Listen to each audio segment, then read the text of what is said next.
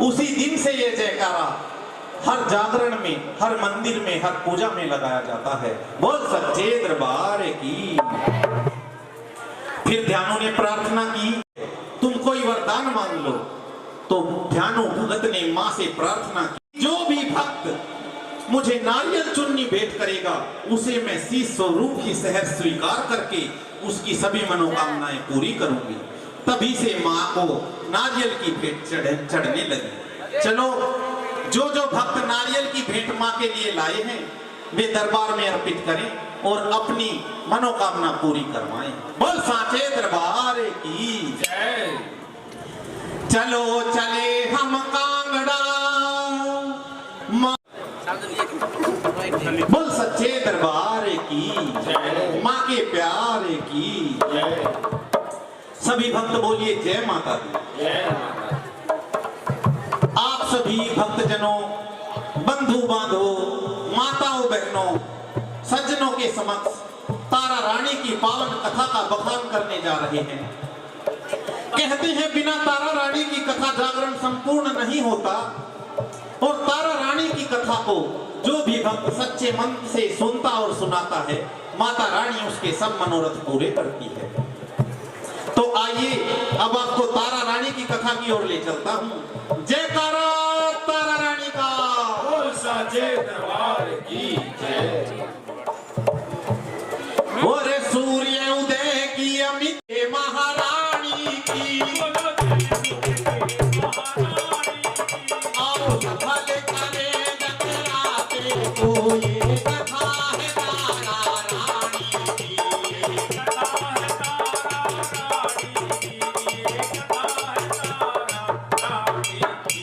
जगराते में तारा रानी युग युग से होती आई है, युग युग से होती आई है। पर सने माता हो तारा के, सब हट जावे करनाई है, सब हट जावे करनाई है, सब हट जावे करनाई है। सच्चे मन से अर्जी मां के, जो चरण कमी है वो ऐसी मेरी दाती है, वो ऐसी मेरी दाती है। मामचंद मां के द्वारे पे हुई घंटों की घनघोर, तारा की कथा सुनाते हैं सब भक्तों करना दो। कथा आरंभ होत है, सुनो बात मेरी मात, भंडारे भरवा दियो आज जागरण की रात। आज जागरण की रात गात में जोश भरा मां तेरा, अंधन पुत्र सब दियो मां गुण भूल लेना तेरा। दिन दूनी और रात चौगनी, मां भंडारे भरपूर रहे, भंडारे भरपूर रहे। जिस गांव में जगराता होए, पासे भूत बीमारी दूर रहे, पासे भूत बीमारी और अपना जीवन सफल बनाओ, अपना जीवन सफल बनाओ, अपना जीवन सफल बनाओ। एकादशी का व्रत करें, वे ध्यान मगन हो जाती थी,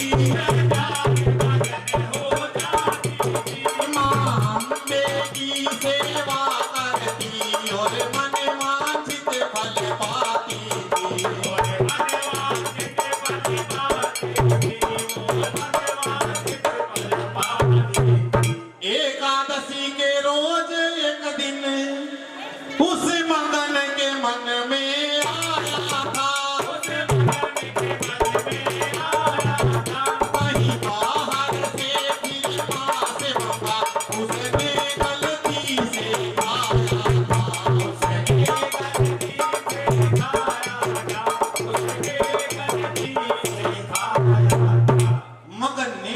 पकोड़े समझकर गलती से मांस का आहार कर लिया।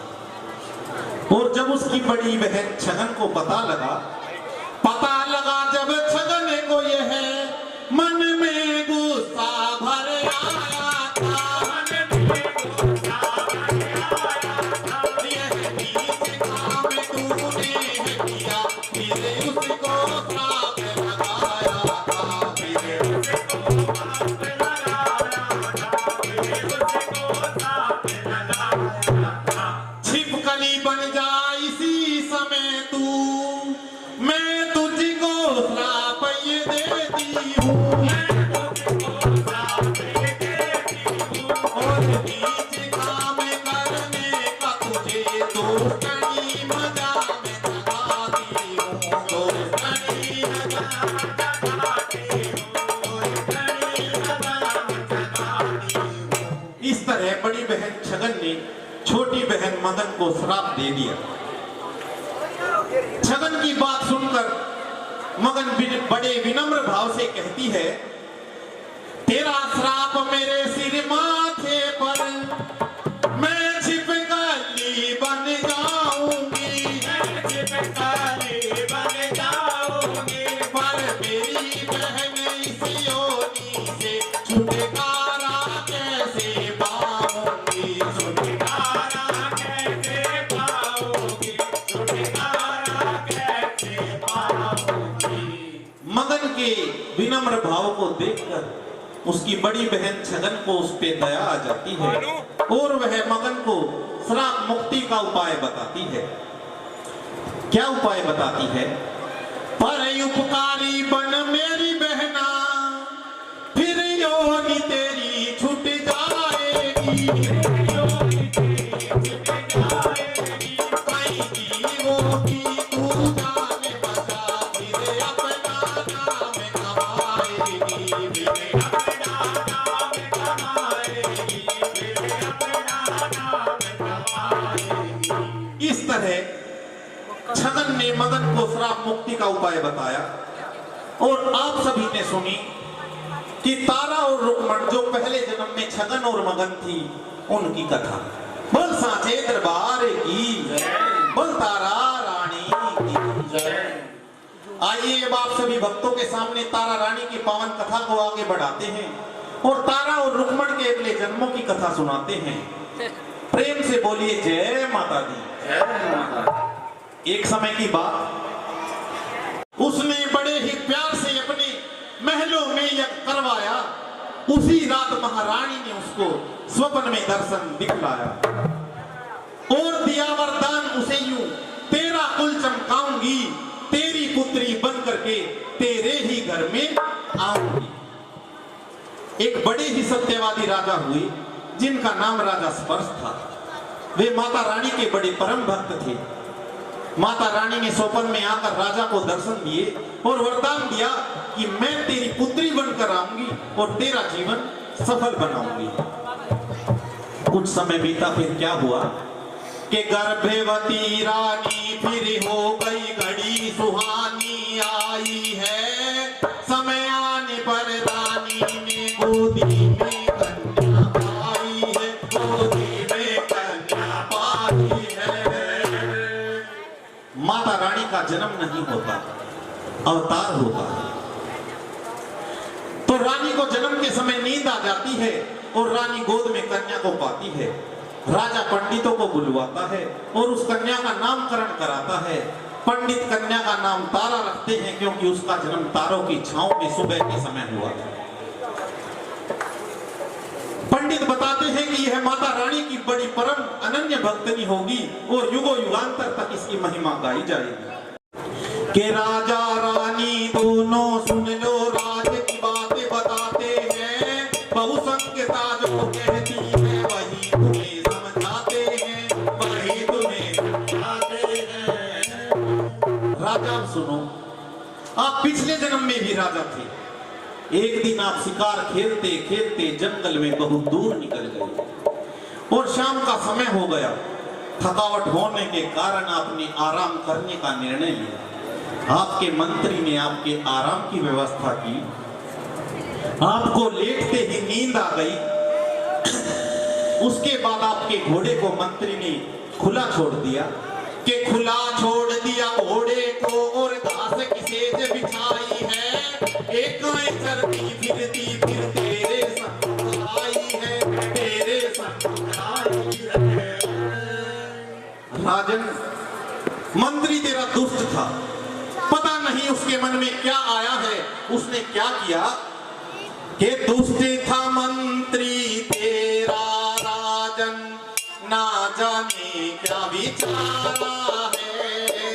क्रोध में आके उसने गाय को बड़े जोर से मारा है। दुष्ट था मंत्री तेरा राजन, ना जाने क्या विचारा है।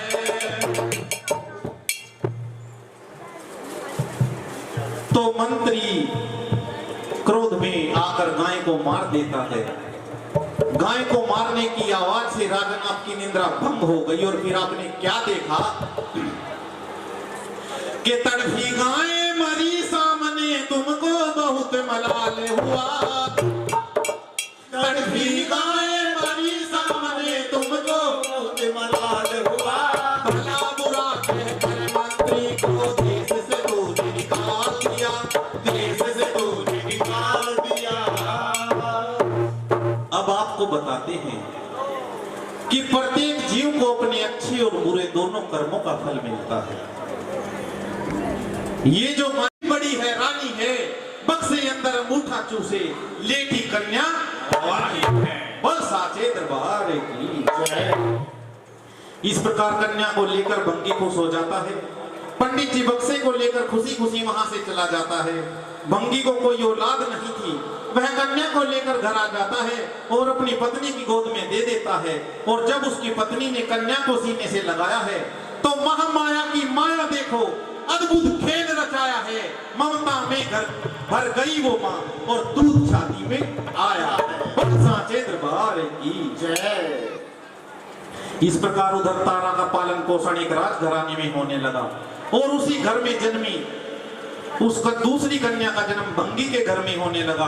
उसने उसका नाम रुक्मण रखा और समय बीतता गया। देखिए माँ की महिमा। तारा की शादी हरिश्चंद्र राजा से होती है और रुक्मण की शादी भी उसी नगर में एक भंगी से हो जाती है। बहुत सांचे दरबार की। तो रुक्मण की सास जो थी वो साफ सफाई का काम करने के लिए राजा हरिश्चंद्र के महलों में जाया करती थी।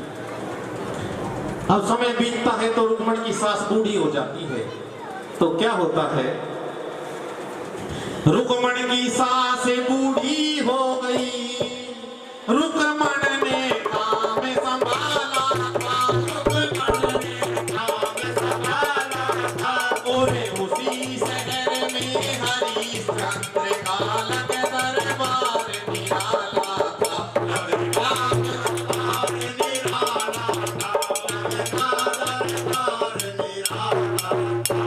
रुक्मण सफाई करने एक दिन तारा के घर में आई थी। तारा बैठी थी बीच भवन, फिर एक बार नजर घुमाई थी।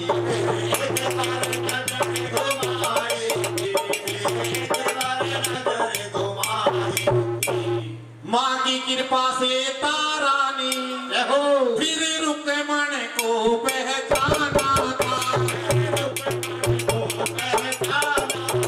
और तेरे बतला कोई इसमें नहीं बहाना था, कोई इसमें नहीं बहाना था, कोई इसमें नहीं बहाना था। और 3 जन्म की बात सुनी रुक्मण ने खुशी मनाई थी।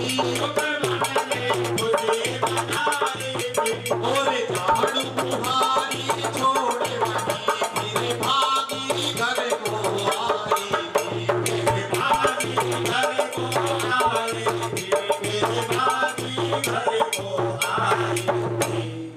इतनी बात बताकर तारा ने रुक्मण से कहा कि आ तू अंदर मेरे महल में आ। और दरवाजे से उसे अंदर ले जाते हुए क्या कहती है, तारा मन में खुशी मनाई, संगे रुक्मण को बोलाई। तारा मन में खुशी मनाई, संगे रुक्मण को बोलाई। बहन तेरी सेवा कर दूंगी, खान में अंगन जर दूंगी। तारा मन में खुशी मनाई। ऐसे ही समय बीतता रहा, दोनों बहनों का मेल मिलाप होता रहा। एक दिन तारा ने माँ का जगराता करवाया तो रुक्मण ने पूछा कि बहन यह तू क्या करवा रही है? तो तारा ने बताया कि यह माता का जगराता हो रहा है। इसमें जो सच्चे मन से माँ से अरदास लगाता है महामाई अवश्य पूरा करती है। बोल साचे दरबार की। तो रुक्मण ने कहा बहन मैं भी अरदास लगा रही हूँ, अगर मेरी मनोकामना पूरी होती है तो मैं भी माँ का जगराता करवाऊंगी।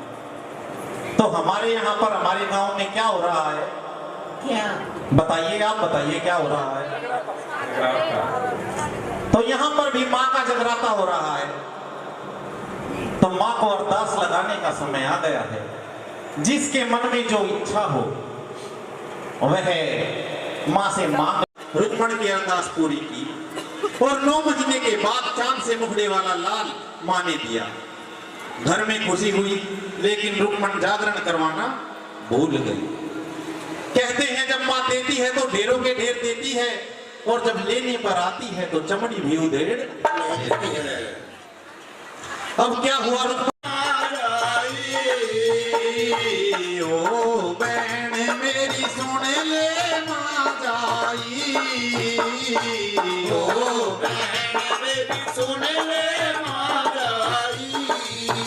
और लड़का हो बड़ी साथ का चलने की राई, ओ बहन मेरी सुन ले माँ जाई, ओ बहन मेरी सुन ले माँ जाई। तो रुक्मण अपनी बहन को बताती है वो जगराते की बोली तारीख तय हुई।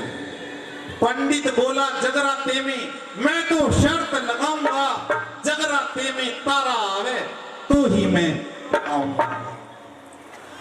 रुक्मण आई तारा के घर, फिर सब शुरू हो चुका है और मन ही मन प्रार्थना करती है माता रानी से। क्या प्रार्थना करती है?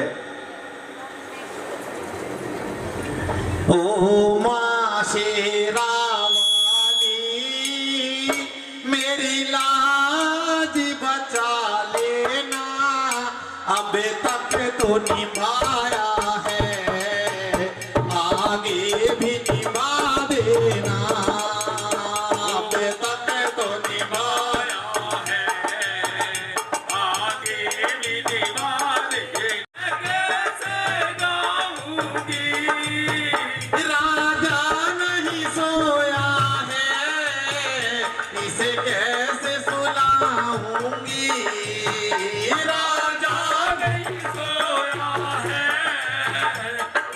कैसे सुलाऊंगी।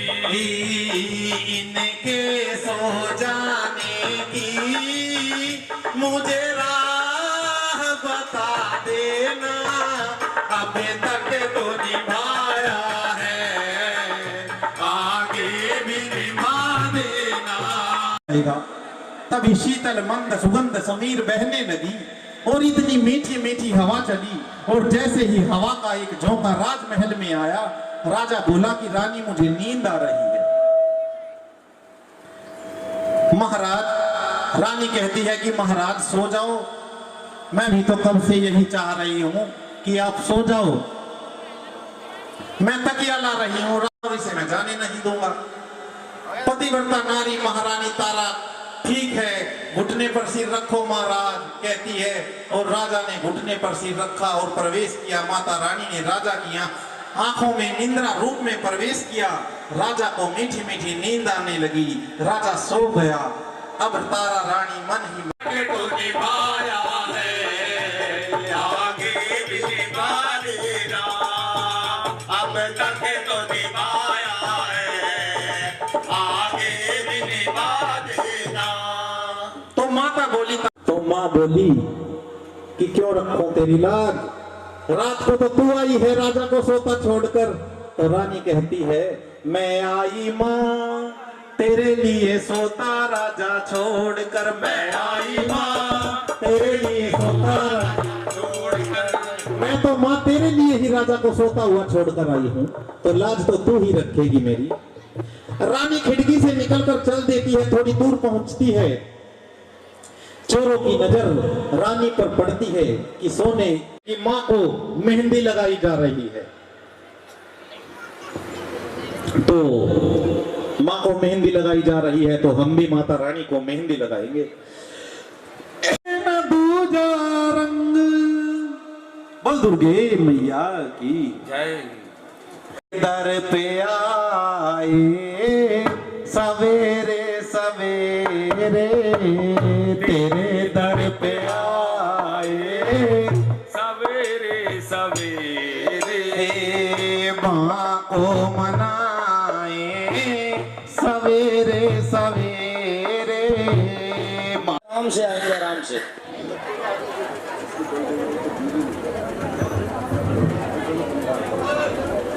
इधर रानी आकर डल चढ़ा देती है दरबार में, उधर राजा की आंख खुल जाती है कि प्रातः काल में हरिश्चंद्र की आंख खुली, तारा देखी, तारा मिली ना महलों में, तो राजा को तंगई रुकती।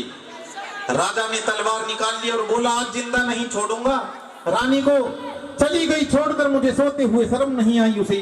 राजा भेष बदलकर तारा को ढूंढने चला, कुछ आगे बढ़ा, देखा वही चोर खड़ा है जिसने तारा को लूटना चाहा था। राजा उस चोर से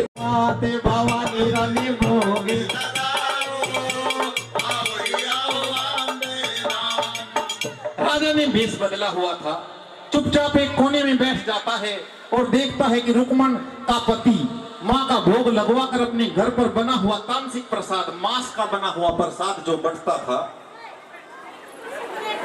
उसे बांटता है। और पंडित जी कहते हैं कि पहले सबसे तारा को दो, उसके बाद ही हम लेंगे।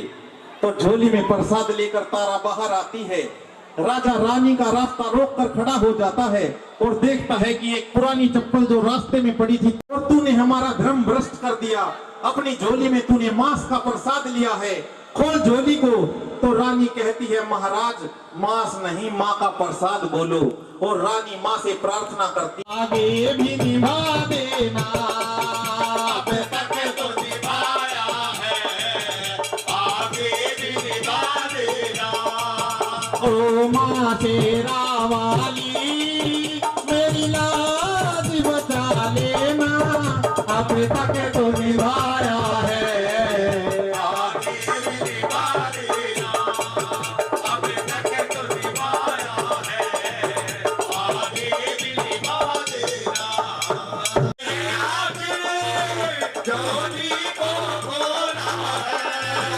मिसरी और मखानों से मन राजा का डोला है, मिसरी और मखानों से मन राजा का डोला है, अपने भक्तों पे मारती है।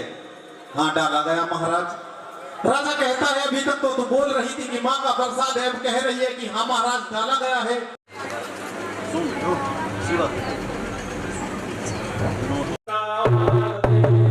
रानी बोली कि राजा ये भेद बड़ा कठिन है समझना, इस पंथ पर चलना कोई इतना आसान नहीं है।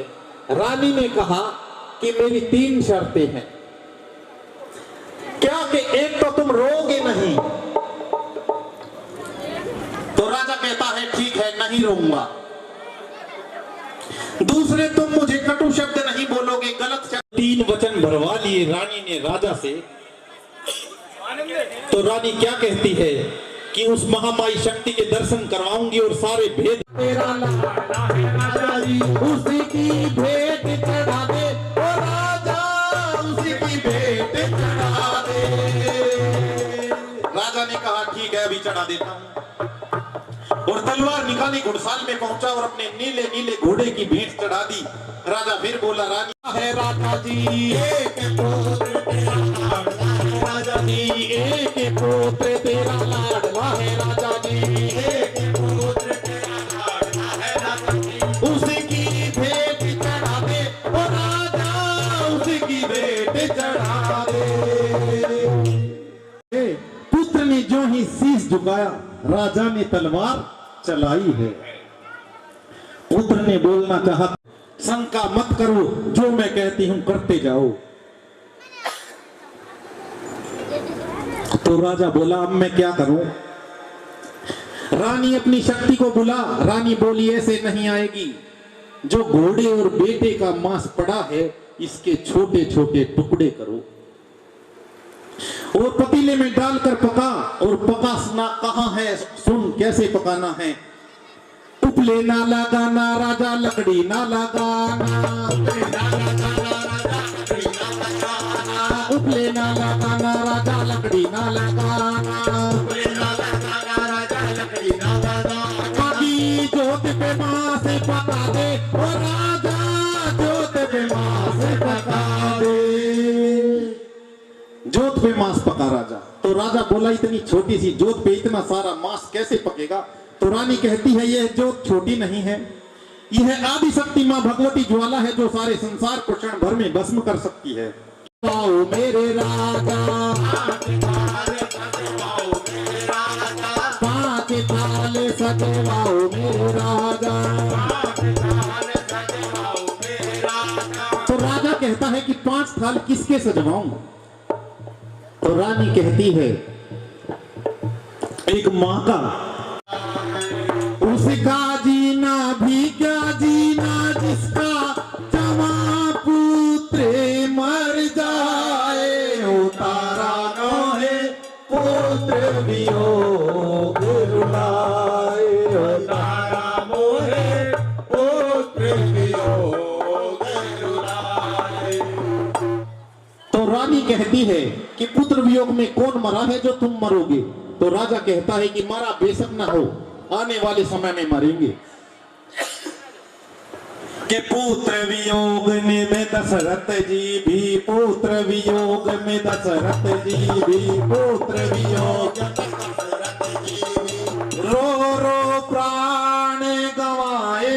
ओ तारा मोहे पुत्र वियोग रुलाए, ओ तारा मोहे पुत्र वियोग रुलाए। तो राजा को गुस्सा आ जाता है, राजपाट सब छोड़ के जाऊं, अब ले लूंगा मैं सन्यास। तो तारापति को यूं समझा रही, मुझको है जगदम्बे से आस। राजा ने कहा, मैं राजपाट सब छोड़ दूंगा और अब सन्यास ले लूंगा।